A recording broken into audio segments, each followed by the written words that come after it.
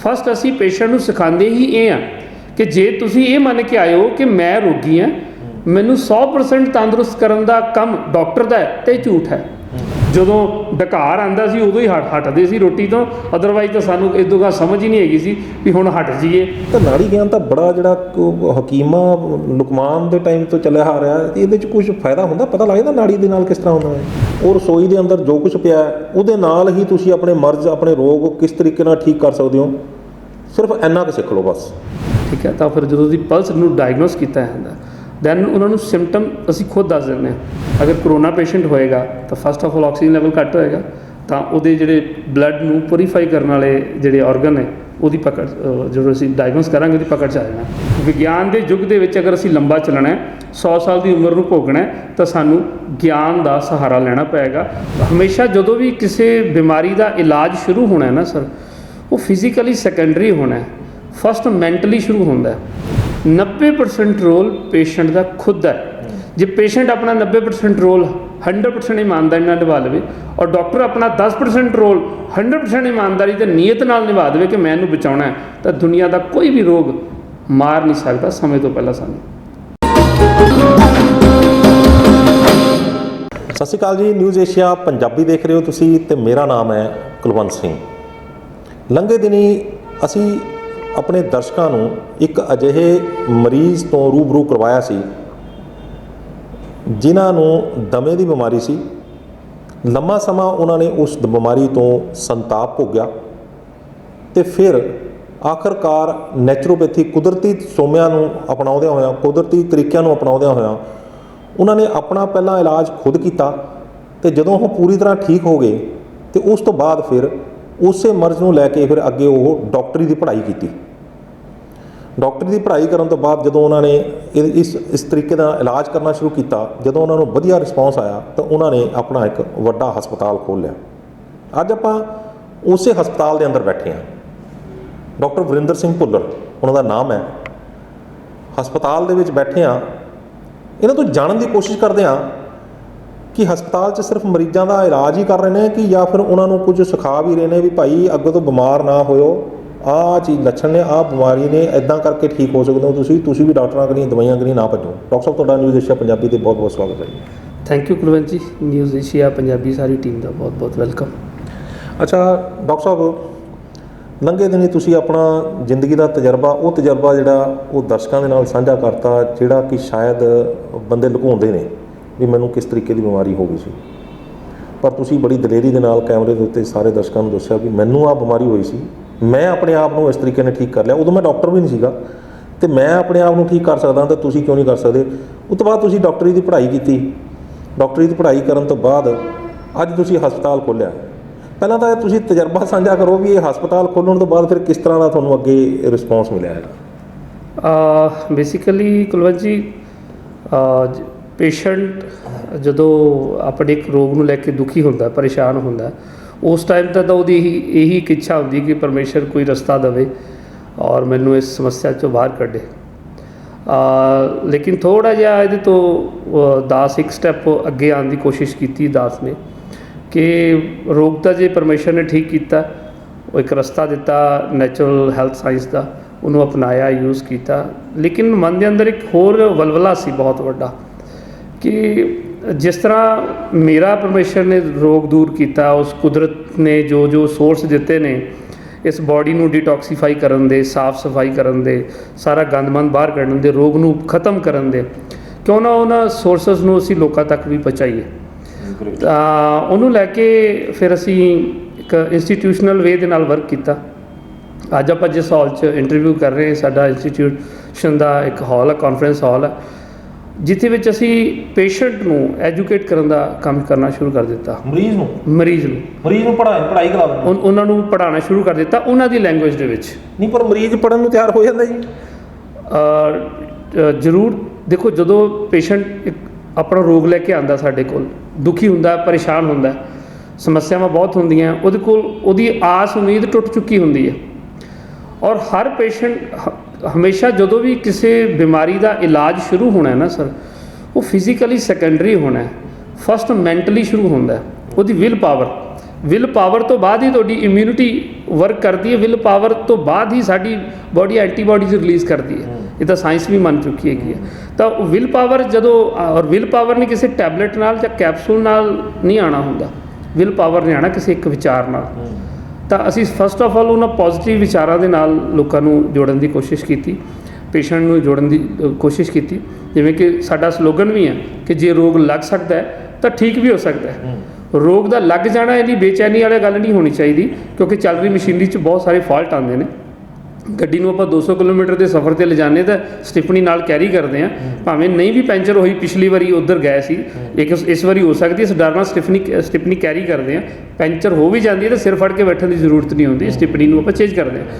ਤਾਂ ਸੇਮ ਚੱਲਦੀ ਬਾਡੀ ਦੇ ਅੰਦਰ ਕੋਈ ਰੋਗ ਆ ਜਾਂਦਾ ਤਾਂ ਉਹਦੇ 'ਚ ਘਬਰਾਉਣ ਦੀ ਜ਼ਰੂਰਤ ਨਹੀਂ ਹੁੰਦੀਗੀ। ਹਾਂ, ਥੋੜ੍ਹੀ ਜਿਹੀ ਵਿਲ ਪਾਵਰ ਔਰ ਅੱਛੀ ਕਾਉਂਸਲਿੰਗ ਦੇ ਨਾਲ ਔਰ ਨੈਚੁਰਲ ਸਾਇੰਸਿਸ ਦੇ ਥਰੂ ਆਪਾਂ ਉਹਨਾਂ ਰੋਗਾਂ 'ਚੋਂ ਬਾਹਰ ਆ ਸਕਦੇ ਹੈਗੇ ਆ। ਤਾਂ ਉਹਨਾਂ ਚੀਜ਼ਾਂ ਨੂੰ ਅਸੀਂ ਫਸਟ ਕਾਉਂਸਲਿੰਗ ਤੋਂ ਸ਼ੁਰੂ ਕਰਦੇ ਔਰ ਉਹਨਾਂ ਦੀ ਕਾਉਂਸਲਿੰਗ ਤੋਂ ਬਾਅਦ ਦੈਨ ਡਾਇਗਨੋਸ ਕਰਨਾ ਸ਼ੁਰੂ ਕਰਦੇ ਨੈਚੁਰਲ ਸਾਇੰਸਿਸ ਦੇ ਥਰੂ। ਜੋ ਵੀ ਰੋਗ ਹੈ, ਜੋ ਰੋਗ ਦੀ ਲਾਈਫ ਹੈ ਔਰ ਪਲੱਸ ਜੋ ਬਾਡੀ ਦੀ ਲਾਈਫ ਹੈ, ਉਹਦੇ ਮੁਤਾਬਕ ਅਸੀਂ ਜਿਵੇਂ ਉਹਨਾਂ ਨੂੰ ਐਜੂਕੇਟ ਕਰ ਰਹੇ ਹੋ ਉਹ ਫੋਲੋ ਕਰਦੇ ਨੇ।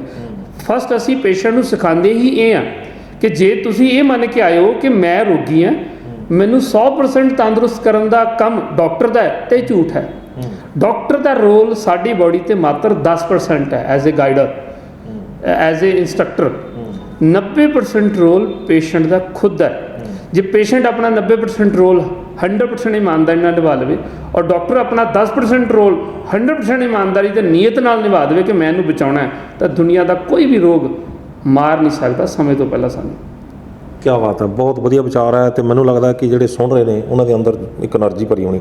ਪਰ ਮੈਂ ਇਹ ਜਾਣਨਾ ਚਾਹਾਂਗਾ ਕਿ ਮਰੀਜ਼ ਤੁਹਾਡੇ ਕੋਲ ਆਇਆ, ਅਨਪੜ੍ਹ ਬੰਦਾ, ਅੰਗੂਠਾ ਛਾਪ ਹੈ, ਆਉਂਦਾ ਜਾਂਦਾ ਕੱਖ ਨਹੀਂ, ਅਤੇ ਸਿੱਧੀ ਭਾਸ਼ਾ 'ਚ ਗੱਲ ਕਰਦਾ, ਮੁੱਢ 'ਤੇ ਉਹਦੇ ਪਰਨਾ ਰੱਖਿਆ ਹੋਇਆ, ਉਹ ਪੜ੍ਹਨ ਨੂੰ ਤਿਆਰ ਕਿਵੇਂ ਹੋ ਜਾਊਗਾ?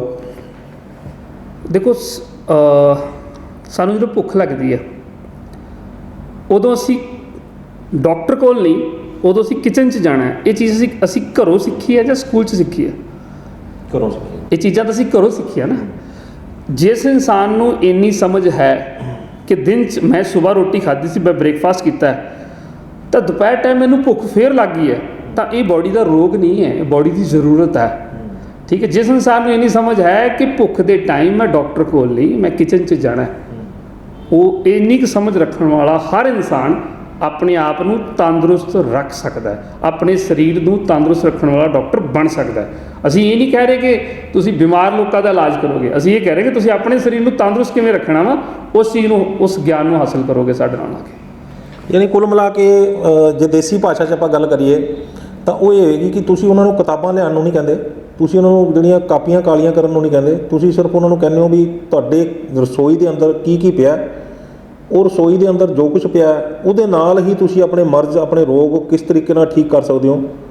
ਸਿਰਫ ਇੰਨਾ ਕੁ ਸਿੱਖ ਲਓ ਬਸ। ਅਤੇ ਤੁਹਾਨੂੰ ਇਹ ਪਤਾ ਹੋਣਾ ਚਾਹੀਦਾ ਕਿ ਜਦੋਂ ਮਰਜ਼ ਤੁਹਾਡੇ 'ਚ ਆਉਂਦਾ ਹੈ ਤਾਂ ਉਸ ਤੋਂ ਆਉਣ ਤੋਂ ਪਹਿਲਾਂ ਜਿਹੜੇ ਉਹ ਕਿੱਦਾਂ ਦੇ ਲੱਛਣ ਦਿੰਦਾ, ਇਹੀ ਹੈ ਨਾ। ਦੇਖੋ, ਸਭ ਤੋਂ ਪਹਿਲਾਂ ਤਾਂ ਇਹ ਹੁੰਦਾ ਕਿ ਸਾਡਾ ਸਰੀਰ ਕਦੇ ਵੀ ਪਹਿਲੇ ਦਿਨ ਰੋਗ ਨਹੀਂ ਦਿੰਦਾ, ਸਭ ਤੋਂ ਪਹਿਲਾਂ ਸਿੰਪਟਮ ਦਿੰਦਾ, ਲੱਛਣ ਦਿੰਦਾ।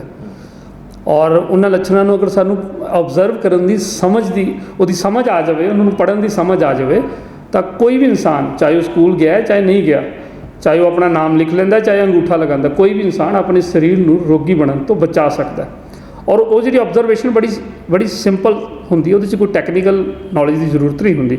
ਫੋਰ ਐਗਜ਼ਾਮਪਲ, ਅਗਰ ਤੁਹਾਨੂੰ 3 ਦਿਨ ਤੋਂ ਦੁਪਹਿਰ ਟਾਈਮ ਭੁੱਖ ਨਹੀਂ ਲੱਗ ਰਹੀ, ਤਾਂ ਤੁਹਾਨੂੰ ਖੁਦ ਆਬਜ਼ਰਵ ਕਰਨਾ ਪਏਗਾ ਕਿ ਮੈਨੂੰ ਭੁੱਖ ਕਿਉਂ ਨਹੀਂ ਲੱਗ ਰਹੀ। ਹੋ ਸਕਦਾ ਤੁਸੀਂ ਪਿਛਲੇ 3 ਦਿਨ ਤੋਂ ਦੁਪਹਿਰ ਦੇ ਟਾਈਮ ਖਾਣਾ ਨਹੀਂ ਖਾ ਰਹੇ ਹੋ, ਚਾਹ ਦਾ ਇਨਟੇਕ ਜ਼ਿਆਦਾ ਹੈ, ਚਾਹ ਜ਼ਿਆਦਾ ਪੀ ਰਹੇ ਹੋ, ਤਾਂ ਲੀਵਰ ਦੇ ਅੰਦਰ ਗਰਮੀ ਦੀ ਜ਼ਿਆਦਾ ਹੋ ਗਈ ਹੈ। ਅਗਰ ਸਾਨੂੰ ਇਹ ਪਤਾ ਲੱਗ ਰਿਹਾ 3 ਦਿਨ ਤੋਂ ਮੇਰੀ ਭੁੱਖ ਘਟ ਗਈ ਹੈ, ਤਾਂ ਥੋੜ੍ਹਾ ਜਿਹਾ ਸਾਨੂੰ ਪਿਛਲੇ 3-4 ਦਿਨ ਦੇ ਹਿਸਟਰੀ ਵੱਲ ਦੇਖਣਾ ਪਏਗਾ ਕਿ ਮੈਂ ਪਿਛਲੇ 3 ਦਿਨ ਤੋਂ ਚਾਹ ਜ਼ਿਆਦਾ ਲੈ ਰਿਹਾ, ਤਾਂ ਨੈਕਸਟ 3 ਤੋਂ 4 ਦਿਨ ਲਈ ਮੈਂ ਚਾਹ ਨੂੰ ਬਿਲਕੁਲ ਅਵੋਇਡ ਕਰਾਂ ਅਤੇ ਪਾਣੀ ਦੀ ਮਾਤਰਾ ਵਧਾ ਦਿਆਂ। 5ਵੇਂ-6ਵੇਂ ਦਿਨ ਭੁੱਖ ਲੱਗਣੀ ਸ਼ੁਰੂ ਹੋ ਜਾਏਗੀ। ਸੋ ਇਹ ਛੋਟੀ ਜਿਹੜੇ ਸਿੰਪਟਮਸ ਨੇ ਜਿਨ੍ਹਾਂ ਨੂੰ ਅਸੀਂ ਓਬਜ਼ਰਵ ਕਰਨਾ ਅਤੇ ਸਿੱਖਣਾ। ਹਾਂ, ਅਗਰ ਇਹਨੂੰ ਅਸੀਂ ਓਬਜ਼ਰਵ ਨਹੀਂ ਕਰ ਰਹੇ, ਭੁੱਖ ਨਹੀਂ ਲੱਗ ਰਹੀ, ਐਜ਼ ਇਟ ਇਜ਼ ਕੰਟੀਨਿਊ ਚੱਲ ਰਹੇ ਹਾਂ, ਪਿਛਲੇ 3 ਦਿਨ ਤੋਂ ਨਹੀਂ ਲੱਗ ਰਹੀ, ਹੁਣ 6 ਦਿਨ ਤੋਂ ਨਹੀਂ ਲੱਗ ਰਹੀ, ਆਫਟਰ 7 ਡੇ 7 ਦਿਨ ਤੋਂ ਬਾਅਦ ਸਾਡੇ ਐਸਿਡ ਦੀ ਮਾਤਰਾ ਵੱਧ ਜਾਣੀ ਹੈਗੀ ਹੈ। ਠੀਕ ਹੈ, ਤੇਜ਼ਾਬ ਬਣਨਾ ਸ਼ੁਰੂ ਹੋ ਜਾਏਗਾ। ਜਦੋਂ ਐਸਿਡ ਦੀ ਮਾਤਰਾ ਵੱਧ ਗਈ, ਤੇਜ਼ਾਬ ਬਣਨਾ ਸ਼ੁਰੂ ਹੋ ਜਾਣਾ, ਫਿਰ ਅਸੀਂ ਡਾਕਟਰ ਕੋਲ ਜਾਵਾਂਗੇ।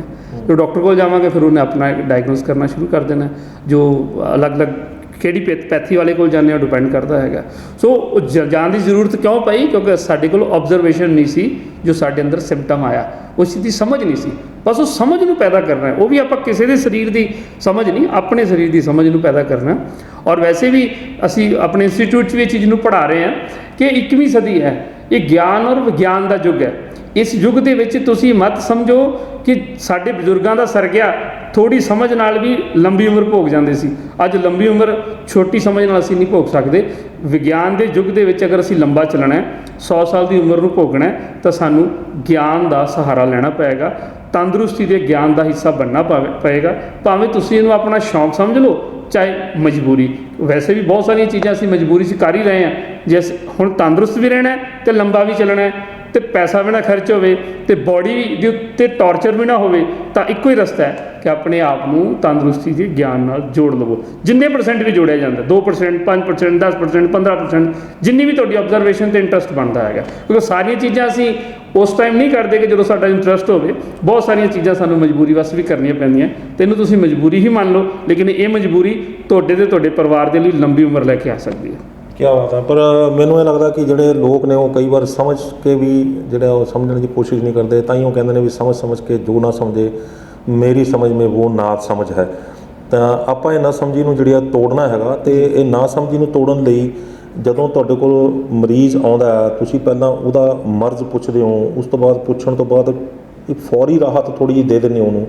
ਉਸ ਤੋਂ ਬਾਅਦ ਤੁਸੀਂ ਕਹਿੰਦੇ ਹੋ ਵੀ ਭਰਾਵਾ ਸਾਰੀ ਉਮਰ ਐਵੇਂ ਹੀ ਰਹਿਣਾ ਕਿ ਕੁਝ ਆਪ ਵੀ ਸਿੱਖਣਾ ਜੀ। ਅਤੇ ਜਦੋਂ ਸਿੱਖਣ ਦੀ ਵਾਰੀ ਆਉਂਦੀ ਹੈ ਅਤੇ ਫਿਰ ਤੁਸੀਂ ਉਹਨੂੰ ਕਿਤਾਬਾਂ ਦੇ ਗਿਆਨ ਨਹੀਂ ਦਿੰਦੇ, ਤੁਸੀਂ ਉਹਨਾਂ ਨੂੰ ਬਿਠਾ ਲੈਂਦੇ ਹੋ ਇੱਥੇ, ਅਤੇ ਸਾਰਾ ਕੁਝ ਜਿਹੜਾ ਉਹ ਉਹਨਾਂ ਨੂੰ ਇੱਥੇ ਬਿਠਾ ਕੇ ਸਮਝਾਉਂਦੇ ਹੋ, ਪਹਿਲਾਂ ਲੱਛਣ ਦੱਸਦੇ ਹੋ, ਫਿਰ ਅੱਗੇ ਕੀ ਕਰਦੇ ਜੀ। ਇਹਦੇ ਵਿੱਚ ਕੁਲਵੰਤ ਜੀ ਅਸੀਂ ਜਿਵੇਂ ਪੇਸ਼ੈਂਟ ਰਿਲੀਫ ਫੀਲ ਕਰਦੇ ਨੇ, ਔਰ ਅਸੀਂ ਹਰ ਜੋ ਸਾਡੀ OPD ਦੇ ਵਿੱਚ ਆਉਂਦੇ ਨੇ ਇਸ ਹਸਪੀਟਲ ਦੇ ਵਿੱਚ, ਉਹਨਾਂ ਨੂੰ OPD 'ਚ ਅਸੀਂ ਗਾਈਡ ਕਰਦੇ ਹਾਂ ਕਿ ਜਿਵੇਂ ਤੁਹਾਨੂੰ ਰਿਲੀਫ ਆਏਗਾ, ਤਾਂ ਅਗਰ ਤਾਂ ਤੁਸੀਂ ਚਾਹੁੰਦੇ ਹੋ ਕਿ ਇਹ ਰੋਗ ਤੁਹਾਡੇ ਸਰੀਰ 'ਚ ਸੀ, ਹੁਣ ਠੀਕ ਹੋ ਰਿਹਾ, ਦੈਨ ਉਸ ਤੋਂ ਬਾਅਦ ਤੁਸੀਂ ਆਪਣੇ ਰਸਤੇ ਰੋਗ ਆਪਣੇ ਰਸਤੇ ਚਲਾ ਗਿਆ ਹੈਗਾ।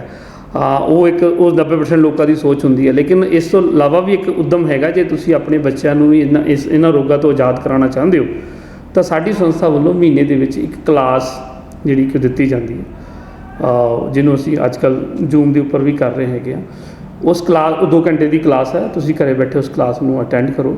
ਉਸ ਕਲਾਸ ਦੇ ਵਿੱਚ ਅਸੀਂ ਲੋਕਾਂ ਦੀ ਭਾਸ਼ਾ 'ਚ ਬੋਡੀ ਬਣੀ ਕਿਵੇਂ ਅਤੇ ਕੰਮ ਕਿਵੇਂ ਕਰਦੀ ਹੈ, ਔਰ ਬੜੇ ਅੱਛੇ ਇੱਕ PPT ਵਰਜ਼ਨ ਦੇ ਵਿੱਚ ਅਸੀਂ ਸਮਝਾਉਂਦੇ ਹਾਂ, ਜਿਹਦੇ ਵਿੱਚ ਅਸੀਂ ਓਬਜ਼ਰਵ ਕੀਤਾ ਹੈ ਕਿ ਇੱਕ ਅੰਗੂਠਾ, ਜਿਵੇਂ ਉਹਦੇ 'ਚ ਅਸੀਂ 3 ਤਰ੍ਹਾਂ ਦੇ ਕੋਰਸ ਬਣਾਏ ਹੋਏ ਨੇ। ਫਸਟ ਬੇਸਿਕ ਹੈ, ਉਸ ਤੋਂ ਬਾਅਦ ਐਡਵਾਂਸ, ਔਰ ਤੀਸਰੇ ਨੰਬਰ 'ਤੇ ਟੈਕਨੀਕਲ।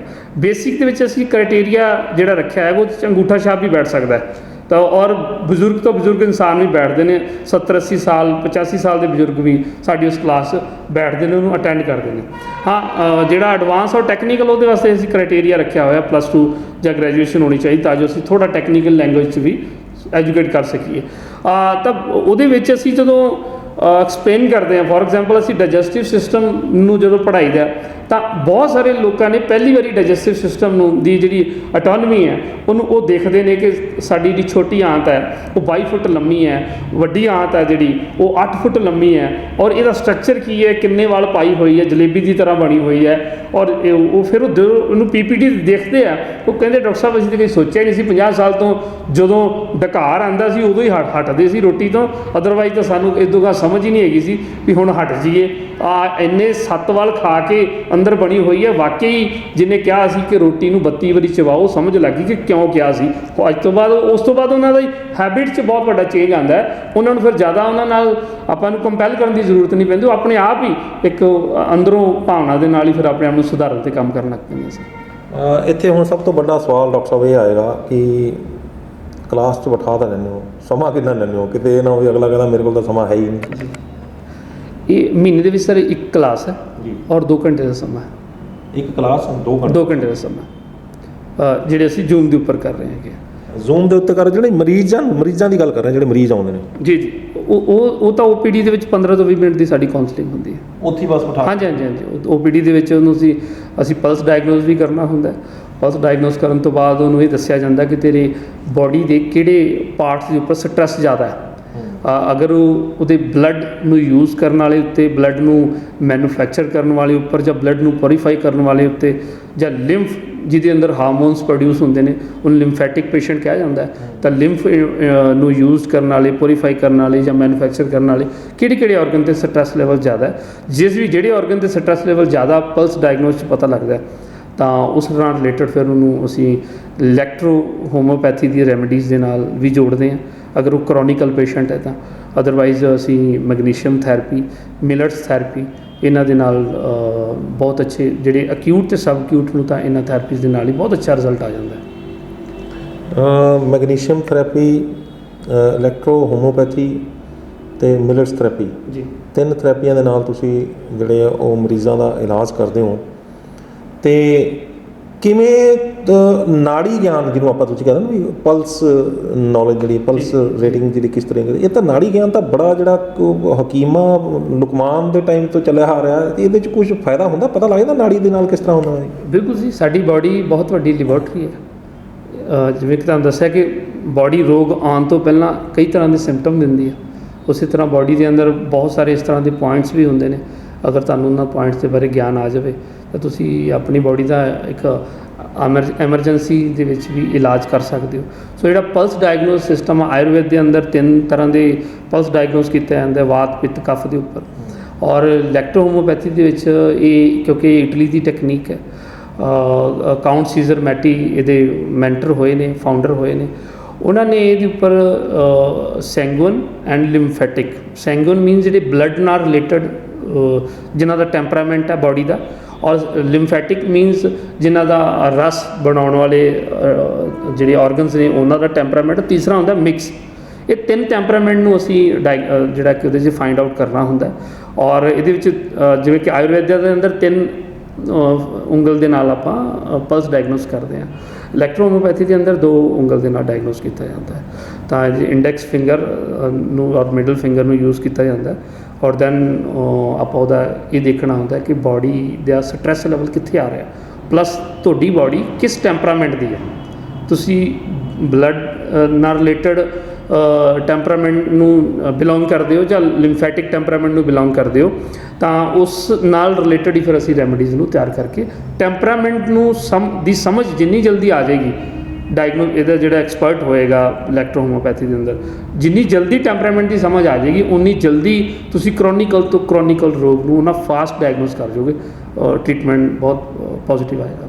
ਅੱਛਾ, ਮੈਂ ਜੇ ਤੁਹਾਨੂੰ ਇਹ ਪੁੱਛਾਂ ਵੀ ਜਿਸ ਤਰ੍ਹਾਂ ਤੁਸੀਂ ਇਹ ਸਾਰਾ ਕੁਝ ਦੱਸਿਆ, ਤੁਸੀਂ ਨਾੜ ਦੇਖ ਕੇ ਦੱਬ ਕੇ 2 ਉਂਗਲਾਂ ਨਾਲ ਨਾੜ ਦੱਬ ਕੇ ਤੁਸੀਂ ਸਰੀਰ ਦਾ ਰੋਗ ਦੱਸ ਦਿੰਦੇ ਹੋ? ਇਹ ਤਾਂ ਮੈਂ ਬੜੀ ਪੁਰਾਣਾ ਸੁਣਿਆ ਸੀ, ਪਹਿਲਾਂ ਹਕੀਮ ਕਰਦੇ ਹੁੰਦੇ ਸੀ। ਜੀ ਅਸੀਂ ਪਲਸ ਮੋਸਟਲੀ ਜਦੋਂ ਪੇਸ਼ੈਂਟ ਆਉਂਦਾ ਤਾਂ ਉਹ ਆ ਕੇ ਬੈਠ ਜਾਂਦਾ, ਉਹ ਕਹਿੰਦੇ ਜੀ ਡਾਕਟਰ ਸਾਹਿਬ ਮੇਰੇ ਕੋਲ ਆਹ ਰਿਪੋਰਟਸ, ਅਸੀਂ ਕਹਿੰਦੇ ਜੀ ਰਿਪੋਰਟਸ ਬਾਅਦ 'ਚ, ਪਹਿਲਾਂ ਤੁਸੀਂ ਇੱਧਰ ਆਓ, ਠੀਕ ਹੈ। ਤਾਂ ਫਿਰ ਜਦੋਂ ਅਸੀਂ ਪਲਸ ਨੂੰ ਡਾਇਗਨੋਸ ਕੀਤਾ ਜਾਂਦਾ, ਦੈਨ ਉਹਨਾਂ ਨੂੰ ਸਿੰਪਟਮ ਅਸੀਂ ਖੁਦ ਦੱਸ ਦਿੰਦੇ ਹਾਂ ਕਿ ਤੁਹਾਨੂੰ ਨੀਂਦ ਬਹੁਤ ਘੱਟ ਆ ਰਹੀ ਹੈ, ਤੁਹਾਡੇ ਰਾਈਟ ਸਾਈਡ 'ਤੇ ਪੇਨ ਹੋ ਰਹੀ ਹੈ, ਤੁਹਾਡੇ ਲੈਫਟ ਸਾਈਡ 'ਤੇ ਪੇਨ ਹੋ ਰਹੀ ਹੈ, ਤੁਹਾਡੇ ਪੈਰਾਂ 'ਤੇ ਸਵੈਲਿੰਗ ਆ ਰਹੀ ਹੈ, ਤੁਹਾਡੇ ਲੱਤਾਂ 'ਤੇ ਸਵੈਲਿੰਗ ਆ ਰਹੀ। ਇਹ ਚੀਜ਼ ਉਹਨੇ ਦੱਸਣੀ ਸੀ। ਅੱਛਾ, ਹਾਂ, ਤਾਂ ਅਸੀਂ ਪਹਿਲਾਂ ਹੀ ਜਦੋਂ ਪਲਸ ਨੂੰ ਡਾਇਗਨੋਸ ਕਰਦੇ ਹਾਂ, ਉਹਨੂੰ ਪਹਿਲਾਂ ਹੀ ਦੱਸ ਦਿੰਦੇ ਹਾਂ ਜੀ ਡਾਕਟਰ ਸਾਹਿਬ ਇਸੇ ਤਰ੍ਹਾਂ ਹੀ ਹੋ ਰਿਹਾ ਸਭ ਕੁਝ। ਤਾਂ ਦੈਨ ਉਹ ਇੱਕ ਉਹਨਾਂ ਲਈ ਵੀ ਅੱਛੀ ਨਵੀਂ ਚੀਜ਼ ਹੁੰਦੀ ਹੈ ਕਿ ਇੱਥੇ ਕੋਈ ਰਿਪੋਰਟ ਨਹੀਂ ਕਰਵਾਈ ਔਰ ਕੋਈ ਸਾਡਾ CT ਸਕੈਨ ਨਹੀਂ, ਕੋਈ ਅਲਟਰਾਸਾਊਂਡ ਨਹੀਂ, ਤਾਂ ਇਸ ਚੀਜ਼ ਨੂੰ ਦੱਸ ਦਿੱਤਾ ਗਿਆ ਹੈਗਾ ਬਿਨਾਂ ਪੈਸੇ ਤੋਂ। ਅੱਛਾ, ਤੁਸੀਂ ਨਾੜੀ ਗਿਆਨ ਦੇ ਰਾਹੀਂ ਨਾੜੀ ਨੂੰ ਜਿਹੜਾ ਪਰਖ ਕੇ ਜੀ ਕਿੰਨੇ ਤਰ੍ਹਾਂ ਦੇ ਰੋਗਾਂ ਜਿਹੜਾ ਕਿੱਦਾਂ ਦੇ ਰੋਗ ਜਿਹੜੇ ਪਤਾ ਲੱਗ ਜਾਂਦੇ ਨੇ ਤੁਹਾਨੂੰ? ਤਕਰੀਬਨ ਦੇਖੋ, ਸਿਰ ਦਰਦ ਤੋਂ ਲੈ ਕੇ ਦੇਖੋ ਜਿਵੇਂ ਬਲੱਡ ਦਾ ਬਣਨਾ, ਹੁਣ ਬਲੱਡ ਦੇ ਬਣਨ ਦੇ ਵਿੱਚ ਲੀਵਰ ਆ ਗਿਆ, ਬੋਨ ਮੈਰੋ ਆ ਗਈ, ਠੀਕ ਹੈ। ਤਾਂ ਲੀਵਰ ਅਗਰ ਬਲੱਡ ਦੀ ਮੈਨੂਫੈਕਚਰਿੰਗ ਵਾਲੇ ਜਿਹੜੇ ਆਰਗਨਸ ਨੇ ਉਹਨਾਂ 'ਤੇ ਸਟਰੈਸ ਲੈਵਲ ਆ ਰਿਹਾ ਹੈ ਫਿੰਗਰ ਦੇ ਉੱਪਰ, ਤਾਂ ਇਹ ਪਤਾ ਲੱਗ ਜਾਂਦਾ ਕਿ ਇਹਦੇ ਲੀਵਰ ਔਰ ਇਹਦੀ ਬੋਨ ਮੈਰੋ ਦੇ ਵਿੱਚ ਕੋਈ ਨਾ ਕੋਈ ਗੜਬੜ ਹੈ। ਫਿਰ ਉਹਦੇ ਨਾਲ ਰਿਲੇਟਡ ਉਹਨੂੰ ਸਿੰਪਟਮ ਪੁੱਛੇ ਜਾਂਦੇ ਨੇ ਵੀ ਤੇਰੇ ਆਹ ਹੋ ਰਿਹਾ ਜੀ, ਕਹਿੰਦਾ ਹਾਂ ਮੇਰੇ ਆਹ ਹੋ ਰਿਹਾ, ਫਿਰ ਪਤਾ ਲੱਗ ਗਿਆ ਕਿ ਇਹਦੀ ਆਹ ਲਿਆ। ਦੈਨ ਆ ਗਿਆ ਕਿ ਬਲੱਡ ਨੂੰ ਯੂਜ਼ ਕਰਨ ਵਾਲੇ means brain, veins, arteries, heart, ਠੀਕ ਹੈ। ਫਿਰ ਉਹਦੇ ਨਾਲ ਰਿਲੇਟਡ ਉਹਨੂੰ ਸਿੰਪਟਮ ਦੱਸੇ ਜਾਂਦੇ ਨੇ ਕਿ ਤੇਰੇ ਪੈਰਾਂ 'ਤੇ ਸਵੈਲਿੰਗ ਹੋ ਰਹੀ ਹੈ, ਠੀਕ ਹੈ, ਤੇਰਾ BP ਵੱਧ ਰਿਹਾ, ਠੀਕ ਹੈ, ਔਰ ਇੰਸਟੈਂਟ ਤੇਰੇ ਬ੍ਰੇਨ 'ਚ ਪੇਨ ਹੋ ਰਹੀ ਹੈ, ਤੇਰੀ ਲੈਫਟ ਸਾਈਡ 'ਤੇ ਪੇਨ ਹੋ ਰਹੀ ਹੈ, ਲੱਤਾਂ ਦੇ ਉੱਤੇ ਪੇਨ ਹੋ ਰਹੀ ਹੈ, ਪਿੰਨਣੀਆਂ 'ਚ ਪੇਨ ਹੋ ਰਹੀ ਹੈ, ਤਾਂ ਇਸ ਤਰ੍ਹਾਂ ਸਿੰਪਟਮ ਉਹਨਾਂ ਨੂੰ ਫਿਰ ਦੱਸੇ ਜਾਂਦੇ ਨੇ। ਤਾਂ ਇਸ ਤਰੀਕੇ ਨਾਲ ਬਲੱਡ ਨੂੰ ਬਣਾਉਣ ਵਾਲੇ ਜਿੰਨੇ ਵੀ ਔਰ ਉਹਦੇ 'ਚ ਆਰਗਨ ਯੂਜ਼ ਹੁੰਦੇ ਨੇ, ਬਲੱਡ ਨੂੰ ਸਪਲਾਈ ਕਰਨ ਵਾਲੇ ਜਿੰਨੇ ਆਰਗਨ ਯੂਜ਼, ਪਲੱਸ ਬਲੱਡ ਨੂੰ ਪਿਊਰੀਫਾਈ ਕਰਨ ਵਾਲੇ ਜਿੰਨੇ ਆਰਗਨ ਯੂਜ਼ ਹੁੰਦੇ ਨੇ, ਇਹਨਾਂ ਨਾਲ ਸਾਰੇ ਰਿਲੇਟਡ ਜਿਹੜੇ ਕਿ ਰੋਗ ਆ ਉਹਨਾਂ ਦਾ ਪਤਾ ਲੱਗ ਜਾਂਦਾ ਹੈ। ਦੂਸਰੇ ਲਿੰਫੈਟਿਕ ਹਾਰਮੋਨਸ ਨੂੰ ਜਿਹੜੇ ਬਣਾਉਣ ਵਾਲੇ, ਪਲੱਸ ਉਹਨੂੰ ਯੂਜ਼ ਕਰਨ ਵਾਲੇ, ਔਰ ਤੀਸਰੇ ਨੰਬਰ 'ਤੇ ਪਿਊਰੀਫਾਈ ਕਰਨ ਵਾਲੇ, ਇਹਨਾਂ ਦਾ ਵੀ ਆਪਾਂ ਨੂੰ ਸਾਰੇ ਰੋਗ ਉੱਥੋਂ ਡਾਇਗਨੋਸ ਹੁੰਦੇ। ਜਿਵੇਂ ਕਿ PCOD ਫੀਮੇਲ ਦੇ ਵਿੱਚ ਤਕਰੀਬਨ ਅਗਰ ਮੇਰੇ ਕੋਲ 500 ਪੇਸ਼ੈਂਟ ਆ ਰਿਹਾ ਮੰਥਲੀ, ਤਾਂ ਉਹਦੇ ਵਿੱਚ ਅਗਰ 300 ਪੇਸ਼ੈਂਟ ਫੀਮੇਲ ਹੈ ਤਾਂ ਉਹਦੇ 'ਚ 200 ਫੀਮੇਲ ਨੂੰ PCOD ਦੀ ਪ੍ਰੋਬਲਮ, ਹਾਰਮੋਨਸ ਇੰਬੈਲੈਂਸਿੰਗ ਦੀ ਪ੍ਰੋਬਲਮ, ਫਾਈਬਰਾਇਡ ਦੀ ਪ੍ਰੋਬਲਮ, ਸਿਸਟ ਦੀ ਪ੍ਰੋਬਲਮ, 300 ਦੇ ਵਿੱਚੋਂ 200 ਫੀਮੇਲ ਪੇਸ਼ੈਂਟ ਨੂੰ ਇਹ ਸਮੱਸਿਆਵਾਂ ਆ ਰਹੀਆਂ ਨੇ। ਤੇ ਉਹ ਨਾੜੀ ਗਿਆਨ ਜੀ ਉਹ ਨਾੜੀ ਗਿਆਨ ਤੋਂ ਪਤਾ ਲੱਗ ਜਾਂਦਾ ਹੈ ਕਿ PCOD ਦੀ ਸਮੱਸਿਆ ਹੈ, ਮੈਂਸਿਸ ਡਿਸਆਰਡਰ ਚੱਲ ਰਹੇ ਨੇ ਔਰ ਸਿਸਟ ਬਣੀ ਹੋਏਗੀ, ਤਾਂ ਸਾਰਾ ਕੁਝ। ਤੇ ਇਹ COPD ਵੀ ਪਤਾ ਲੱਗ ਜਾਂਦੀ ਹੈ? PCOD ਜਿਹੜੀ ਆ ਅੰਦਰ ਬੋਡੀ ਦੇ ਅੰਦਰ, ਜਿਸ ਤਰ੍ਹਾਂ ਇੱਕ ਨਾਲ ਆਪਾਂ ਜਿਸ ਤਰ੍ਹਾਂ ਕੋਈ ਜ਼ਹਿਰੀਲੇ ਪਦਾਰਥ ਅੰਦਰ ਚਲੇ ਜਾਂਦੇ ਨੇ, ਜਾਂ ਕਿਸੇ ਬੋਡੀ ਦੇ ਅੰਦਰ ਜਿਸ ਤਰ੍ਹਾਂ ਕਿਸੇ ਨੂੰ ਕ੍ਰੋਨਿਕ ਡਿਜ਼ੀਜ਼ ਹੈਗੀ, ਜਿਸ ਤਰ੍ਹਾਂ ਅਸਥਮਾ ਹੈਗਾ, ਹੈ ਨਾ, ਸਾਹ ਪ੍ਰਣਾਲੀ ਦੀਆਂ ਜਿਹੜੀਆਂ ਬਿਮਾਰੀਆਂ ਨੇ, ਉਹ ਤਾਂ ਆ ਗਿਆ ਨਾ, ਉਹ ਤਾਂ ਬਲੱਡ ਪਿਊਰੀਫਿਕੇਸ਼ਨ 'ਚ ਹੀ ਪਤਾ ਲੱਗ ਜਾਣਾ। ਠੀਕ ਹੈ, ਅਗਰ ਅਸਥਮਾ ਹੈ ਤਾਂ ਇਟ ਮੀਨਸ ਉਹਦੇ ਲੰਗਸ 'ਤੇ ਸਟ੍ਰੈਸ ਆ ਰਿਹਾ, ਉਹਦੀ ਕਿਡਨੀ 'ਤੇ ਸਟ੍ਰੈਸ ਆ ਰਿਹਾ। ਠੀਕ ਹੈ, ਤਾਂ ਉਹਨੂੰ ਕਫ ਦੀ ਸਮੱਸਿਆ, ਉਹਨੂੰ ਸਾਹ ਲੈਣ 'ਚ ਦਿੱਕਤ ਹੈਗੀ ਹੈ, ਉਹਦੇ ਚੈਸਟ 'ਤੇ ਪੇਨ ਹੋ ਰਹੀ ਹੈ, ਤਾਂ ਉਹਦੇ ਉੱਥੋਂ ਸਿੰਪਟਮ ਜਿਹੜੇ ਕਿ ਪਕੜੇ ਜਾਣੇ ਹੁੰਦੇ ਨੇ। ਠੀਕ ਹੈ, ਤਾਂ ਉੱਥੋਂ ਫਿਰ ਉਹ ਪੇਸ਼ੈਂਟ ਦੱਸ ਦਿੰਦਾ ਜੀ ਮੇਰੇ ਹਾਂਜੀ ਚੈਸਟ 'ਤੇ ਵੀ ਪੇਨ ਹੈ, ਮੈਨੂੰ ਸਾਹ ਲੈਣ 'ਚ ਵੀ ਦਿੱਕਤ, ਉਹ ਸਾਰਾ ਕੁਝ ਉਹ ਆਪਦੇ ਸਿੰਪਟਮ ਫਿਰ ਦੱਸ ਦਿੰਦਾ ਹੈਗਾ। ਬਹੁਤ ਕੁਝ ਜਗ੍ਹਾ ਇਸ ਤਰ੍ਹਾਂ ਹੁੰਦੀਆਂ ਨੇ, ਜਿਵੇਂ ਕਿ PCOD ਦੀ ਪ੍ਰੋਬਲਮ ਹੈ ਪੇਸ਼ੈਂਟ ਨੂੰ, ਫੀਮੇਲ ਪੇਸ਼ੈਂਟ ਨੂੰ, ਤਾਂ ਉਹਦੇ ਵਿੱਚ ਉਹ ਪੇਨ ਵੀ ਹੋ ਰਹੀ ਹੈ ਔਰ ਮੈਡੀਸਨ ਦੇਣ ਦੇ ਬਾਵਜੂਦ ਵੀ ਪੇਨ ਹੋ ਰਹੀ ਹੈ। ਫਿਰ ਅਸੀਂ ਇਹਨੂੰ ਜ਼ਰੂਰ ਕਹਿੰਦੇ ਕਿ ਅਲਟਰਾਸਾਊਂਡ ਕਰਵਾ ਲਓ।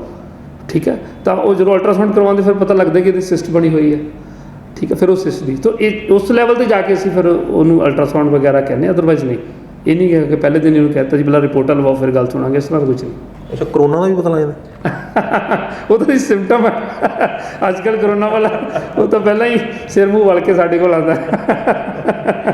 ਮਤਲਬ ਪਤਾ ਲੱਗ ਜਾਂਦਾ ਬਿਨਾਂ ਟੈਸਟ ਕੀਤੇ ਉਹ ਨਾੜੀ ਗਿਆਨ ਦੇ ਨਾਲ? ਨਹੀਂ, ਉਹ ਤਾਂ ਦੇਖੋ ਸਿੰਪਟਮ ਕਾਫੀ ਕੁਛ ਦੱਸ ਦਿੰਦੇ ਨੇ। ਅਗਰ ਕਰੋਨਾ ਪੇਸ਼ੈਂਟ ਹੋਏਗਾ ਤਾਂ first of all oxygen level ਘੱਟ ਹੋਏਗਾ, ਤਾਂ ਉਹਦੇ ਜਿਹੜੇ ਬਲੱਡ ਨੂੰ ਪਿਊਰੀਫਾਈ ਕਰਨ ਵਾਲੇ ਜਿਹੜੇ ਆਰਗਨ ਹੈ ਉਹਦੀ ਪਕੜ, ਜਦੋਂ ਅਸੀਂ ਡਾਇਗਨੋਸ ਕਰਾਂਗੇ ਉਹਦੀ ਪਕੜ 'ਚ ਆ ਜਾਣਾ। ਉਹਨੂੰ ਪੁੱਛਿਆ ਜਾਣਾ ਤੇਰੇ ਚੈਸਟ 'ਤੇ ਪੇਨ ਹੁੰਦੀ ਹੈ ਜੀ? ਹੁੰਦੀ ਹੈ। ਉਹਨੂੰ ਪੁੱਛਿਆ ਜਾਏਗਾ ਕਿ ਸਾਹ ਲੈਣ 'ਚ ਦਿੱਕਤ ਆ ਰਹੀ ਹੈ? ਕਹਿੰਦੇ ਆ ਰਹੇ। ਤਾਂ ਉਹ ਬੋਡੀ ਦੱਸ ਰਹੀ ਹੁੰਦੀ ਹੈ, ਪਲਸ ਦੱਸ ਰਹੀ ਹੁੰਦੀ ਹੈ ਤੁਹਾਡੀ, ਤਾਂ ਉਹ ਤੋਂ ਸਿੰਪਟਮ। ਅਗਰ ਹਾਂ ਉਹ ਕਹਿ ਰਹੇ ਜੀ ਫੀਵਰ ਹੈ, ਬਹੁਤ ਲੰਬੇ ਦਿਨ ਤੋਂ ਫੀਵਰ ਚੱਲ ਰਿਹਾ ਹੈ, ਉਹ ਸਰੀਰ ਵੀ ਟੁੱਟ ਭੱਜ ਰਿਹਾ ਹੈਗਾ ਔਰ ਸਾਹ ਲੈਣ 'ਚ ਵੀ ਦਿੱਕਤ ਆ ਰਹੀ ਹੈਗੀ ਹੈ, ਤਾਂ ਅੱਖਾਂ 'ਚੋਂ ਪਾਣੀ ਵੀ ਆ ਰਿਹਾ ਹੈਗਾ, ਛਿੱਕਾਂ ਵੀ ਆ ਰਹੀਆਂ, ਖੰਘ ਵੀ ਆ ਰਹੀ ਹੈਗੀ, ਤਾਂ ਉਹਦੇ ਨਾਲ ਰਿਲੇਟਡ ਫਿਰ ਉਹਨੂੰ ਮੈਡੀਸਿਨ ਦਿੱਤੀ ਜਾਂਦੀ ਹੈ। ਉਮੀਦ ਕਰਦੇ ਹਾਂ ਕਿ ਜਦੋਂ ਤੁਸੀਂ ਇਹ ਜਿਹੇ ਪੇਸ਼ੈਂਟ ਦੀ ਨਾੜੀ ਗਿਆਨ ਚੈੱਕ ਕਰਦੇ ਹੋ, ਉਸ ਤੋਂ ਬਾਅਦ ਤੁਸੀਂ ਹੈਂਡ ਜ਼ਰੂਰ ਸੈਨੀਟਾਈਜ਼ ਕਰ ਲੈਂਦੇ ਹੋਵੋਗੇ। ਸੋ ਇਸ ਤੋਂ ਇਲਾਵਾ ਫਿਰ ਡਾਕਟਰ ਸਾਹਿਬ, ਜਿਸ ਤਰ੍ਹਾਂ ਦੇ ਪੇਸ਼ੈਂਟ ਤੁਹਾਡੇ ਕੋਲ ਆਉਂਦੇ ਨੇ, ਐਜੂਕੇਟ ਤੁਸੀਂ ਉਹਨਾਂ ਨੂੰ ਕਰ ਲੈਂਦੇ ਹੋ, ਅਤੇ ਉਸ ਤੋਂ ਬਾਅਦ ਰਿਜ਼ਲਟ ਕਿਸ ਤਰ੍ਹਾਂ ਦੇ ਨਿਕਲ ਕੇ ਸਾਹਮਣੇ ਆਉਂਦੇ ਨੇ? ਦੇਖੋ, ਪਹਿਲੀ ਚੀਜ਼ ਹੈਗੀ ਕਿ ਐਜੂਕੇਟ ਕਰਨ ਦੇ ਪਿੱਛੇ ਸਾਡਾ ਜਿਹੜਾ ਮੋਟਿਵ ਹੈ ਉਹ ਹੈਗਾ, ਦੇਖੋ ਮੈਂ ਐਜ਼ ਏ ਡਾਕਟਰ ਅਗਰ ਕੰਮ ਕਰ ਰਿਹਾ ਤਾਂ ਇਹਦੇ ਮੇਰਾ ਮੋਟਿਵ ਇਹ ਨਹੀਂ ਹੈਗਾ ਕਿ ਅਗਰ ਤੁਸੀਂ ਐਜ਼ ਏ ਪੇਸ਼ੈਂਟ ਮੇਰੇ ਕੋਲ ਇੱਕ ਵਾਰੀ ਆਏ ਹੋ ਤਾਂ ਫਿਰ ਆਓ। ਅਸੀਂ ਇਹ ਨਹੀਂ, ਅਸੀਂ ਪੇਸ਼ੈਂਟ ਨੂੰ ਬਕਾਇਦਾ ਐਜੂਕੇਟ ਕਰ ਰਹੇ ਹਾਂ ਕਿ ਅਗਰ ਤੁਸੀਂ ਵਾਰ-ਵਾਰ ਆਉਣਾ ਚਾਹੁੰਦੇ ਹੋ, ਮੈਂ ਨਹੀਂ ਕਹਿ ਰਿਹਾ ਮੇਰੇ ਕੋਲ ਹੀ, ਡਾਕਟਰਾਂ ਦੇ ਕੋਲ ਵਾਰ-ਵਾਰ ਜਾਣਾ ਚਾਹੁੰਦੇ ਹੋ, ਆਪਣੇ ਦਿਮਾਗ ਨੂੰ ਬੰਦ ਰੱਖੋ, ਅਤੇ ਜੋ ਤੁਹਾਡਾ ਕੰਮ ਹੈ ਰੋਗੀ ਹੋਣਾ, ਸਾਡਾ ਕੰਮ ਹੈ ਠੀਕ ਕਰਨਾ। ਤੁਸੀਂ ਠੀਕ ਰੋਗੀ ਹੋ ਕੇ ਆਉਂਦੇ ਰਹੋ, ਅਸੀਂ ਠੀਕ ਕਰਕੇ ਤੁਹਾਨੂੰ ਭੇਜਦੇ ਰਹਾਂਗੇ। ਠੀਕ ਹੈ, ਫਿਰ ਤਾਂ ਇਹ ਸਿਲਸਿਲਾ ਚੱਲਦਾ ਹੀ ਪਿਆ, ਚੱਲਦਾ ਰਹੇਗਾ। ਅਗਰ ਤੁਸੀਂ ਚਾਹੁੰਦੇ ਹੋ ਕਿ ਦੁਬਾਰਾ ਤੁਸੀਂ ਮੇਰੇ ਕੋਲ ਐਜ਼ ਏ ਪੇਸ਼ੈਂਟ ਨਾ ਆਓ, ਤਾਂ ਆ ਇੱਕ ਛੋਟਾ ਜਿਹਾ ਉੱਦਮ ਕਰ ਲਓ। ਯਾਨੀ ਤੁਸੀਂ ਇਹ ਚਾਹੁੰਦੇ ਹੋ ਕਿ ਤੁਹਾਡਾ ਮਰੀਜ਼ ਤੁਹਾਡੇ ਕੋਲ ਦੁਬਾਰਾ ਮਰੀਜ਼ ਬਣ ਕੇ ਨਾ ਆਵੇ, ਦੋਸਤ ਬਣ ਕੇ ਆਵੇ। ਹਾਂਜੀ, ਦੋਸਤ ਬਣ ਕੇ ਆਵੇ। ਔਰ ਦੇਖੋ 150 ਕਰੋੜ ਦੀ ਆਬਾਦੀ ਵਾਲਾ ਦੇਸ਼ ਹੈ ਆਪਣਾ, ਔਰ ਦੁਨੀਆ ਦੀਆਂ ਜਿੰਨੀਆਂ ਵੀ ਫਾਰਮਾਸਿਊਟੀਕਲ ਕੰਪਨੀਜ਼ ਨੇ ਉਹਨਾਂ ਦੀ 60% ਲਾਗਤ ਇਕੱਲੇ ਇੰਡੀਆ ਦੇ ਵਿੱਚ ਹੈ, ਤਾਂ ਤੁਸੀਂ ਆਪੇ ਲਗਾ ਲਓ ਵੀ ਕਿੰਨੀ ਜ਼ਿਆਦਾ ਕੰਜ਼ੰਪਸ਼ਨ ਹੈ ਫਾਰਮਾ ਪ੍ਰੋਡਕਟਸ ਦੀ। ਤਾਂ ਅਗਰ ਅਸੀਂ ਇਸ ਚੀਜ਼ ਤੋਂ ਬਾਹਰ ਆਉਣਾ ਚਾਹੁੰਦੇ ਹੈਗੇ ਆ, ਤਾਂ ਇਹ ਕੰਮ ਕਿਸੇ ਸਰਕਾਰ ਦਾ ਜਾਂ ਡਾਕਟਰ ਦਾ ਨਹੀਂ ਹੈ, ਇਹ ਤਾਂ ਸਾਡਾ ਇੰਡੀਵਿਜੂਅਲੀ ਹੈਗਾ। ਔਰ ਇਹਦੇ ਵਾਸਤੇ ਅਗਰ ਆਪਾਂ ਕਿਸੇ ਨੂੰ ਜ਼ਹਿਰ ਦੀ ਸਮਝ ਦੇ ਰਹੇ ਹਾਂ ਵੀ ਆਹ ਚੀਜ਼ਾਂ ਤੇਰੀ ਬੋਡੀ 'ਚ ਜ਼ਹਿਰ ਬਣਾ ਰਹੀਆਂ ਯਾਰ, ਤੈਨੂੰ ਸਮਝ ਲਾ, ਤਾਂ ਇਹ ਕੋਈ ਅੱਛਾ ਉਹਦੇ ਲਈ ਸਮਝਣਾ ਵੀ ਕੋਈ ਔਖਾ ਨਹੀਂ ਹੁੰਦਾ, ਔਰ ਸਾਡੇ ਲਈ ਸਮਝਾਉਣਾ ਵੀ ਕੋਈ ਔਖਾ ਨਹੀਂ ਹੁੰਦਾ। ਹਾਂ, ਜਦੋਂ ਜ਼ਹਿਰ ਅੰਦਰ ਚਲਾ ਗਿਆ ਉੱਥੇ ਇੱਕ ਐਕਸਪਰਟ ਦੀ ਜ਼ਰੂਰਤ ਹੁੰਦੀ ਹੈ, ਉਹ ਤਾਂ ਫਿਰ ਬੈਠੇ ਹੋਏ ਆ। ਡਾਕਟਰ ਸਾਹਿਬ, ਫਿਰ ਜਦੋਂ ਤੁਸੀਂ ਮਰੀਜ਼ ਨੂੰ ਐਜੂਕੇਟ ਕਰਦੇ ਹੋ ਤੁਹਾਡਾ ਬਿਜ਼ਨਸ ਦਾ ਲਾਸ ਨਹੀਂ ਹੁੰਦਾ? ਨਹੀਂ, ਇਹਦੇ 'ਚ ਬਿਜ਼ਨਸ ਦਾ ਲਾਸ ਨਹੀਂ, ਮੇਰੀ ਉਹ ਗੱਲ ਪਿੱਛੇ ਰਹਿ ਗਈ। ਅਸੀਂ ਜਿੰਨੇ ਅੱਜ ਸਾਡੇ ਕੋਲ ਤਕਰੀਬਨ 200-250 ਇਸ ਤਰ੍ਹਾਂ ਦੇ ਪੇਸ਼ੈਂਟ ਨੇ ਸੀ ਜਿਹੜੇ ਅੱਜ ਐਜ਼ ਏ ਵੈਲਨੈਸ ਕੰਸਲਟੈਂਟ ਸੇਵਾਵਾਂ ਦੇ ਰਹੇ ਨੇ ਆਪਣੇ ਨਗਰ ਨੂੰ, ਆਪਣੇ ਸਮਾਜ ਨੂੰ। ਉਹਨਾਂ ਨੇ ਵੈਲਨੈਸ ਐਜੂਕੇਸ਼ਨ ਸੈਂਟਰ ਖੋਲ੍ਹੇ ਹੋਏ ਨੇ, ਵੈਲਨੈਸ ਐਜੂਕੇਸ਼ਨ। ਮਾਫ਼ ਕਰਨਾ ਰੁਕਾਂਗਾ ਜੀ ਜੀ, ਤੁਹਾਡੇ ਕੋਲੋਂ ਮਰੀਜ਼ ਬਣ ਕੇ ਆਇਆ ਬੰਦਾ ਜੀ, ਤੁਸੀਂ ਉਸ ਨੂੰ ਇਲਾਜ ਕੀਤਾ, ਤੁਸੀਂ ਉਹਨੂੰ ਐਜੂਕੇਟ ਕੀਤਾ, ਜਿਸ ਤਰ੍ਹਾਂ ਤੁਸੀਂ ਉਹਨੂੰ ਪੜ੍ਹਾਇਆ ਵੀ ਇੱਦਾਂ ਤੇਰੇ ਸਰੀਰ ਦੇ ਲੱਛਣ ਨੇ, ਇੱਦਾਂ ਆਹ ਚੀਜ਼ ਤੈਨੇ ਲੈਣੀ ਆ, ਇਹ ਬਿਮਾਰੀ ਇੱਦਾਂ ਕਰਕੇ ਠੀਕ ਹੋਏਗੀ, ਇੱਦਾਂ ਫੜ ਲੈਣੀ ਬਿਮਾਰੀ। ਜੀ ਜੀ ਜੀ, ਉਹਨਾਂ ਨੇ ਉੱਦਾਂ ਹੀ ਕੀਤਾ, ਆਪਣਾ ਰੋਗ ਵੀ ਠੀਕ ਕੀਤਾ ਜੀ। ਤੇ ਹੁਣ ਉਹ ਵੈਲਨੈਸ ਸੈਂਟਰ ਚਲਾ ਰਹੇ ਨੇ, ਲੋਕਾਂ ਦੇ ਰੋਗ ਤੁਹਾਡੇ ਵੱਲੋਂ ਦੱਸੇ ਪੱਧਤੀ ਦੇ ਅਨੁਸਾਰ ਠੀਕ ਕਰ ਰਹੇ ਨੇ। ਜੀ ਜੀ ਜੀ ਜੀ ਜੀ, ਉਹ ਅਸੀਂ ਵੈਲਨੈਸ ਐਜੂਕੇਸ਼ਨ ਸੈਂਟਰ ਦਿੱਤੇ ਹੋਏ ਨੇ ਜੀ। ਵੈਲਨੈਸ ਐਜੂਕੇਸ਼ਨ ਸੈਂਟਰ ਦੇ ਉੱਪਰ ਜਿਹੜੀ ਚੀਜ਼ ਮੈਂ ਤੁਹਾਨੂੰ ਸਟਾਰਟਿੰਗ 'ਚ ਦੱਸੀ ਕਿ ਲੱਛਣ ਦੀ ਸਮਝ ਆ ਜਾਵੇ, ਠੀਕ ਹੈ, ਤਾਂ ਲੱਛਣ ਦੀ ਸਮਝ ਪੈਦਾ ਕਰਨ ਵਾਸਤੇ ਉਹਨਾਂ ਨੇ ਆਪਣੇ ਨਗਰ ਏਰੀਏ ਦੇ ਵਿੱਚ, ਕਿਉਂਕਿ ਬਹੁਤ ਸਾਰੇ ਇਸ ਤਰ੍ਹਾਂ ਦੇ ਸਿੰਪਟਮ ਨੇ ਜਿਨ੍ਹਾਂ ਨੂੰ ਅਸੀਂ ਰੋਗ ਮੰਨ ਕੇ ਬੈਠੇ ਹੋਏ ਹਾਂ। ਫੋਰ ਐਗਜ਼ਾਮਪਲ ਜਿਵੇਂ BP ਹੈ, ਉਹ ਸਿੰਪਟਮ ਹੈ, ਠੀਕ ਹੈ, ਐਸਿਡ ਬਣਨਾ ਉਹ ਸਿੰਪਟਮ ਹੈ, ਨੀਂਦ ਨਾ ਆਉਣਾ ਸਿੰਪਟਮ ਹੈ, ਭੁੱਖ ਨਾ ਲੱਗਣਾ ਸਿੰਪਟਮ ਹੈ, ਕੌਨਸਟੀਪੇਸ਼ਨ ਰਹਿਣਾ ਸਿੰਪਟਮ ਹੈ, ਖੱਟੇ ਡਕਾਰ ਆਉਣਾ ਸਿੰਪਟਮ ਹੈ, ਬਾਥਰੂਮ ਦਾ ਪੀਲਾਪਨ ਆਉਣਾ ਸਿੰਪਟਮ ਹੈ, ਫੀਵਰ ਆਉਣਾ ਸਿੰਪਟਮ ਹੈ। ਇਹ ਬਿਮਾਰੀਆਂ ਤਾਂ ਨਹੀਂ ਨਾ, ਇਹ ਸਿੰਪਟਮ ਹੈ। ਲੇਕਿਨ ਅੱਜ ਇਹਨਾਂ ਸਿੰਪਟਮ ਨੂੰ ਇੰਨੇ ਇੱਕ ਡਰਾਵਣੇ ਰੂਪ 'ਚ ਪੇਸ਼ ਕਰ ਦਿੱਤਾ ਗਿਆ ਹੈ ਕਿ ਪੇਸ਼ੈਂਟ ਕਨਫਿਊਜ਼ ਹੋ ਜਾਂਦਾ ਹੈ। ਤਾਂ ਉਹ ਜਿਹੜੇ ਸਾਡੇ ਵੈਲਨੈਸ ਐਜੂਕੇਸ਼ਨ ਸੈਂਟਰ ਨੇ ਔਰ ਉਹਨਾਂ ਦੇ ਜਿਹੜੇ ਵੈਲਨੈਸ ਕੰਸਲਟੈਂਟ ਬੈਠੇ ਹੋਏ ਨੇ ਜਿਨ੍ਹਾਂ ਨੇ ਸਾਡੇ ਤੋਂ ਬਕਾਇਦਾ ਇਹ ਕੋਰਸਿਸ ਕੀਤੇ ਹੋਏ ਨੇ, ਤੈਨੂੰ ਫਿਰ ਹੀ ਉਹਨੂੰ ਅਸੀਂ ਅਥੋਰਾਈਜ਼ ਕਰਦੇ ਹੈਗੇ ਆ, ਤਾਂ ਉਹ ਸਮਾਜ ਨੂੰ, ਲੋਕਾਂ ਨੂੰ ਉਸ ਸਿੰਪਟਮ ਦੇ ਪ੍ਰਤੀ ਅਵੇਅਰ ਕਰਦੇ ਨੇ ਕਿ ਇਹ ਤੇਰਾ ਸਿੰਪਟਮ ਹੈ, ਰੋਗ ਨਹੀਂ ਹੈ। ਜੇ ਤੂੰ ਆਪਣੀ ਇਸ ਆਦਤ ਨੂੰ ਸੁਧਾਰ ਲਵੇਂ, ਆਪਣੇ ਇਸ ਢਾਂਚੇ ਨੂੰ ਥੋੜ੍ਹਾ ਜਿਹਾ ਇੰਪਰੂਵ ਕਰ ਲਵੇਂ, ਤਾਂ ਤੇਰਾ ਇਹ ਸਿੰਪਟਮ ਜਾ ਸਕਦਾ ਹੈ। ਤਾਂ ਲੋਕ ਉਹਦੇ 'ਤੇ ਇੰਪਲੀਮੈਂਟ ਜਿਹੜੇ ਕਰਦੇ ਨੇ, ਬਹੁਤ ਅੱਛਾ ਰਿਜ਼ਲਟ ਲੈਂਦੇ ਨੇ। ਦੈਨ ਇਸੇ ਚੀਜ਼ ਦੀ ਜ਼ਰੂਰਤ ਹੈ ਸਾਨੂੰ ਰੋਗ ਮੁਕਤ ਹੋਣ ਲਈ। ਦੇਖੋ, ਡਾਕਟਰ ਦੀ ਜ਼ਰੂਰਤ ਉਦੋਂ ਹੁੰਦੀ ਜਦੋਂ ਤੁਹਾਡਾ ਸਰੀਰ ਰੋਗੀ ਹੋ ਗਿਆ, ਐਮਰਜੈਂਸੀ ਸਿਚੁਏਸ਼ਨ 'ਚ ਚਲਾ ਗਿਆ। ਸਿੰਪਟੋਮੈਟਿਕ ਸਿਚੁਏਸ਼ਨ ਦੇ ਅੰਦਰ ਸਾਨੂੰ ਇੱਕ ਕੰਸਲਟੈਂਸੀ ਦੀ ਜ਼ਰੂਰਤ ਹੁੰਦੀ ਹੈ, ਜਿਹੜਾ ਸਾਡੀਆਂ ਹੈਬਿਟਸ 'ਤੇ ਫੋਕਸ ਕਰਵਾਵੇ, ਸਾਡੇ ਲਾਈਫ ਸਟਾਈਲ 'ਤੇ ਫੋਕਸ ਕਰਵਾਵੇ, ਸਾਨੂੰ ਇਹ ਦੱਸੇ ਕਿ ਆਹ ਤੇਰਾ ਖਾਣਾ ਨਾ ਤੇਰੇ ਲਈ ਪੋਇਜ਼ਨ ਹੈ, ਆਹ ਖਾਣਾ ਤੇਰੇ ਲਈ ਅੰਮ੍ਰਿਤ ਹੈ।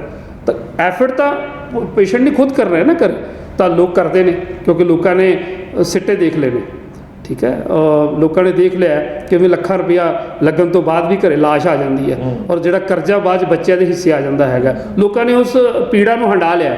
ਤਾਂ ਅੱਜ ਲੋਕ ਇਨੀਸ਼ੀਏਟਿਵ ਲੈ ਰਹੇ ਨੇ, ਇੱਕ ਐਫਰਟ ਕਰ ਰਹੇ ਨੇ, ਕਦਮ ਅੱਗੇ ਲੈ ਕੇ ਆ ਰਹੇ ਨੇ। ਤਾਂ ਸਿਰਫ ਉਹਨਾਂ ਨੂੰ ਇੱਕ ਪਲੇਟਫਾਰਮ ਚਾਹੀਦਾ ਸੀ।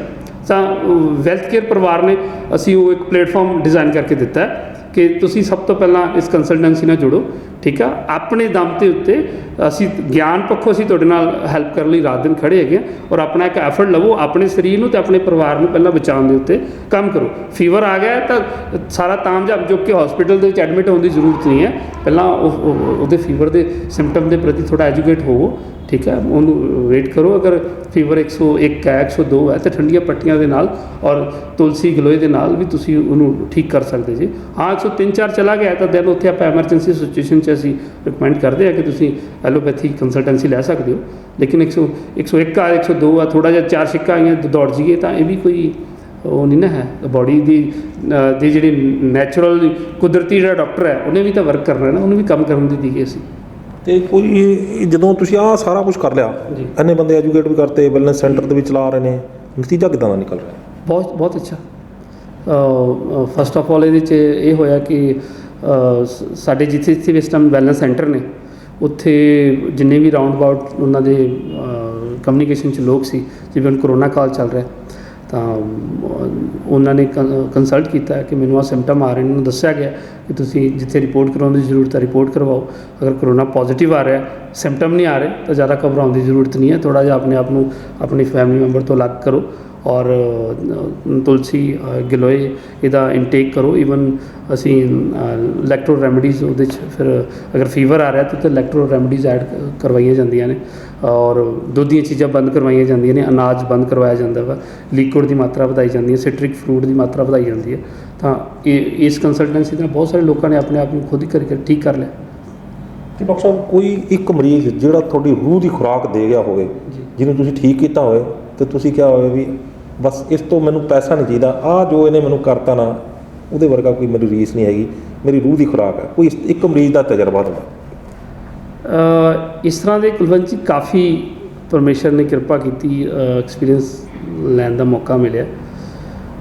ਲੇਕਿਨ ਲਾਸਟ ਹੀ ਇਹ ਪਾਤੜਾ ਤੋਂ ਇੱਕ ਗੁੜੀਆ ਨੀਅਰ ਅਬਾਊਟ 6 ਸਾਲ ਏਜ ਆ ਉਹਦੀ, ਔਰ ਉਹ ਬੋਨ ਮੈਰੋ ਟ੍ਰਾਂਸਪਲਾਂਟ ਉਹਨੂੰ ਬੋਲਿਆ ਗਿਆ ਸੀ PGI ਦੇ ਵਿੱਚ।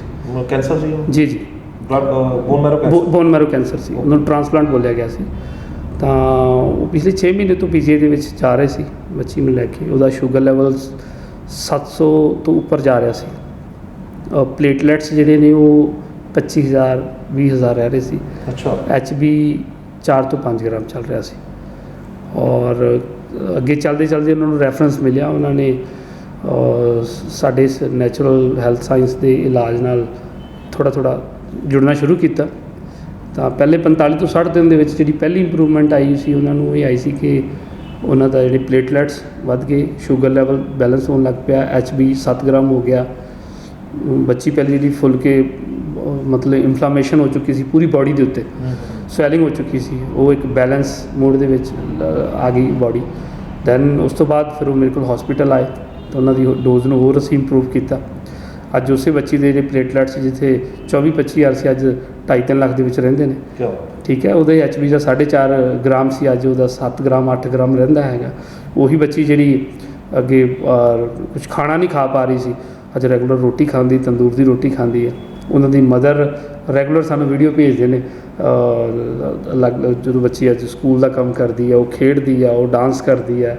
ਅਤੇ ਜਿੱਥੇ ਉਹਨਾਂ ਨੇ ਬੋਲਿਆ ਸੀ ਕਿ 35 ਲੱਖ ਲੱਗੇਗਾ, ਉਹ 35 ਲੱਖ ਵੀ ਬਚ ਗਿਆ, ਬੋਡੀ ਦਾ ਟਾਰਚਰ ਵੀ ਬਚ ਗਿਆ। ਤੇ ਬੋਨ ਮੈਰੋ? ਔਰ ਬੋਨ ਮੈਰੋ ਦੀ ਵੀ ਜ਼ਰੂਰਤ ਨਹੀਂ ਪਈ। ਉਹ ਬੋਨ ਮੈਰੋ ਠੀਕ ਹੋ ਗਿਆ, ਹੋ ਰਿਹਾ? ਉਹਨੂੰ ਜ਼ਰੂਰਤ ਨਹੀਂ ਪਈ, ਰਿਕੁਆਇਰਮੈਂਟ ਨਹੀਂ ਆਈ, ਕਿਉਂਕਿ ਬੋਡੀ ਦੇ ਸਿੰਪਟਮਸ ਜਿੰਨੇ ਵੀ ਆ ਰਹੇ ਸੀ ਉਹ ਸਾਰੇ ਬੋਡੀ ਨੇ ਬੈਲੈਂਸ ਕਰ ਲਏ ਉਹਦੇ ਵਿੱਚ। ਅੱਛਾ, ਕਿੰਨਾ ਸਮਾਂ ਲੱਗੇਗਾ ਉਹਨੂੰ ਹੋਰ ਠੀਕ ਹੋਣ ਨੂੰ? ਬਿਲਕੁਲ ਸਮਾਂ ਫਿਲਹਾਲ ਉਹਦੇ 'ਚ ਅਸੀਂ ਜਿਹੜਾ ਟ੍ਰੀਟਮੈਂਟ ਚੱਲ ਰਿਹਾ ਹੈਗਾ, ਕਿਉਂਕਿ ਕਰੋਨਿਕਲ ਆ ਜਾਂਦਾ ਬੋਨ ਮੈਰੋ ਕੈਂਸਰ ਦਾ ਪੇਸ਼ੈਂਟ, ਬਹੁਤ ਕਰੋਨਿਕਲ ਆ ਜਾਂਦਾ। ਤਾਂ ਵੱਡੀ ਚੀਜ਼ ਹੈਗੀ ਆ ਕਿ ਸਿੰਪਟਮ ਜਿਹੜੇ ਲੱਛਣ ਆ ਰਹੇ ਸੀ ਨਾ ਉਹ ਕਵਰ ਹੋ ਗਏ ਸਾਰੇ ਦੇ ਸਾਰੇ।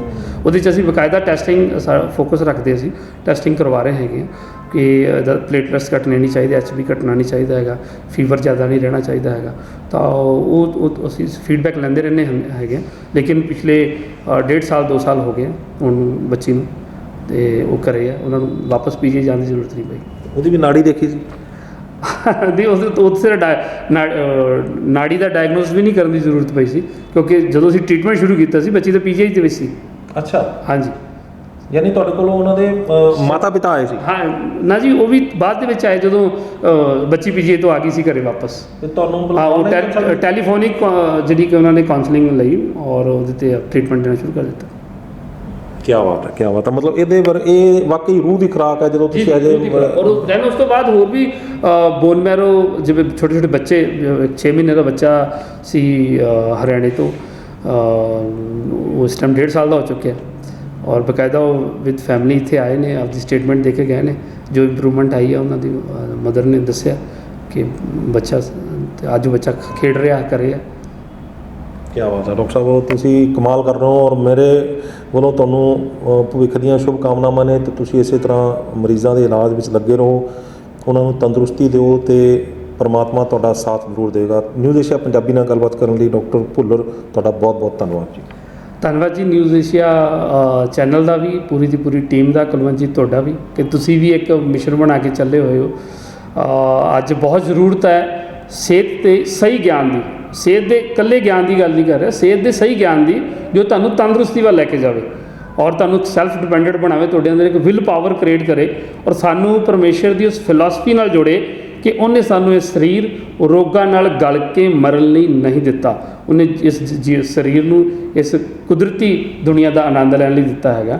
ਤਾਂ ਤੁਹਾਡੀ ਇਹ ਸੇਵਾ ਵੀ ਕਬੂਲ ਹੈ ਸਰ। ਸਲਾਮਤ। ਬਹੁਤ ਸ਼ੁਕਰੀਆ ਜੀ, ਬਹੁਤ ਸ਼ੁਕਰੀਆ। ਸੋ ਇਹ ਸਨ ਡਾਕਟਰ ਵਰਿੰਦਰ ਸਿੰਘ ਭੁੱਲਰ, ਜਿਨ੍ਹਾਂ ਦਾ ਗਲੋਬਲ ਵੈਲਥ ਕੇਅਰ ਸੈਂਟਰ ਹੈਗਾ ਇੱਥੇ ਮੋਗਾ ਦੇ ਵਿੱਚ, ਅੰਮ੍ਰਿਤਸਰ ਰੋਡ ਦੇ ਉੱਤੇ ਹੈਗਾ ਇਹਨਾਂ ਦਾ।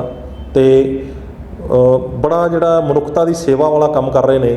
ਤੇ ਮੈਨੂੰ ਲੱਗਦਾ ਹੈ ਕਿ ਜਿਸ ਤਰੀਕੇ ਦੇ ਨਾਲ ਇਹਨਾਂ ਨੇ ਆਪਣਾ ਤਜਰਬਾ ਸਾਂਝਾ ਕੀਤਾ ਹੈ, ਹੋਰ ਬਹੁਤ ਸਾਰੇ ਤਜਰਬੇ ਇਹਨਾਂ ਦੇ ਮੈਨੂੰ ਆਫ ਦਾ ਕੈਮਰਾ ਵੀ ਇਹਨਾਂ ਨੇ ਮੈਨੂੰ ਦੱਸੇ ਨੇ। ਜਿਸ ਸੈਂਟਰ ਦੇ ਵਿੱਚ ਆਪਾਂ ਬੈਠੇ ਆ ਇਸ ਵੇਲੇ, ਉਸ ਸੈਂਟਰ ਦੇ ਵਿੱਚ ਬਿਠਾ ਕੇ ਇਹ ਮਰੀਜ਼ਾਂ ਨੂੰ ਜਿਹੜਾ ਉਹ ਗਿਆਨ ਦਿੰਦੇ ਨੇ ਵੀ ਤੁਹਾਡੇ ਅੰਦਰ ਕਿਸ ਤਰ੍ਹਾਂ ਦੇ ਲੱਛਣ ਹੋ। ਅਨਪੜ੍ਹ ਤੋਂ ਅਨਪੜ੍ਹ ਬੰਦਾ ਵੀ ਜਿਹੜਾ ਉਹਨੂੰ ਸਿਖਾਇਆ ਜਾਂਦਾ। ਤੇ ਜਦੋਂ ਉਹ ਬੰਦਾ ਇੱਥੋਂ ਆਪਣਾ ਇਲਾਜ ਵੀ ਕਰਾ ਕੇ ਜਦੋਂ ਨਿਕਲਦਾ ਹੈ ਤੇ ਉਹਨਾਂ ਨੂੰ ਇਹ ਕਹਿੰਦੇ ਨੇ ਵੀ ਸਾਡੇ ਕੋਲੇ ਮੁੜਿਓ ਨਾ, ਦੋਸਤ ਬਣ ਕੇ ਮੁੜਿਓ, ਦੁਬਾਰਾ ਮਰੀਜ਼ ਬਣ ਕੇ ਨਾ ਆਇਓ, ਅੱਗੋਂ ਸਗੋਂ ਜਾ ਕੇ ਜੋ ਤੁਹਾਨੂੰ ਸਿਖਾਇਆ ਉਹ ਹੋਰਾਂ ਨੂੰ ਵੀ ਸਿਖਾਇਓ।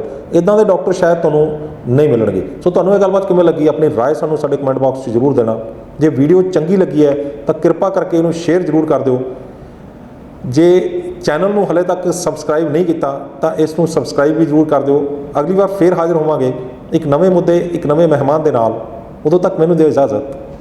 ਧੰਨਵਾਦ।